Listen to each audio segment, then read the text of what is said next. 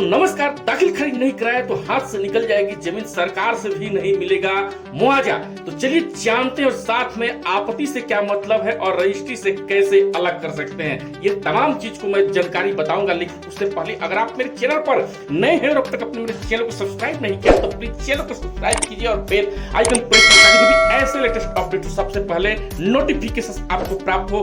तो मैं बता दूं कि दाखिल खरीद नहीं कराया तो हाथ से निकल जाएगी जमीन, सरकार से भी नहीं मिलेगा कंपनसेशन। आखिर क्या है भला?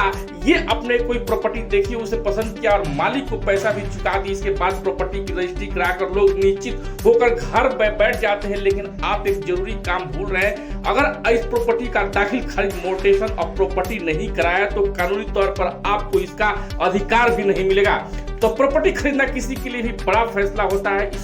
इसमें आपकी जिंदगी भर की गढ़ी कमाई लगती है। पैसा ज्यादा खर्च होने की वजह से आपको इसको लेकर सावधानी भी खूब बरतनी चाहिए। अमूमन लोग किसी जमीन, मकान या प्रॉपर्टी की रजिस्ट्री कराकर निश्चित हो जाते हैं, लेकिन आपको यह पता होना चाहिए कि जमीन की रजिस्ट्री कराने पर भर से ही नहीं, आपको पूरी तरह से कानूनी अधिकार नहीं मिल जाता है। अगर किसी प्रॉपर्टी का दाखिल खरीद मोटेशन और प्रॉपर्टी नहीं कराया तो इस पर आपको पूरी तरह से कानूनी हक नहीं मिल सकेगा। लिहाजा प्रॉपर्टी खरीदने के मामले में यह जरूरी है कि आपको रजिस्ट्री कुछ समय के बाद उसका दाखिल खरीद कराना होगा। आखिर दाखिल खरीद क्या होता क्या है और क्यों इतना जरूरी होता है? दाखिल खरीद एक ऐसा दस्तावेज है, आपकी प्रॉपर्टी किसी भी तरह को पचड़े से बचने में मदद करती है। अगर आपकी प्रॉपर्टी का दाखिल खरीद हो गया तो इसका मतलब है कि किसी को इस बात से आपत्ति नहीं है, आपने वह जमीन घर खरीद लिया। मैं बता दूं कि आपत्ति से क्या मतलब है। तो मान लीजिए कि आपने एक जमीन खरीदी, जमीन आपके पास आने से पहले 4 और लोग के पास रही है, तो अगर आप इनमें से एक भी शख्स ने कोर्ट में जाकर आपके खिलाफ मुकदमा दायर किया तो इस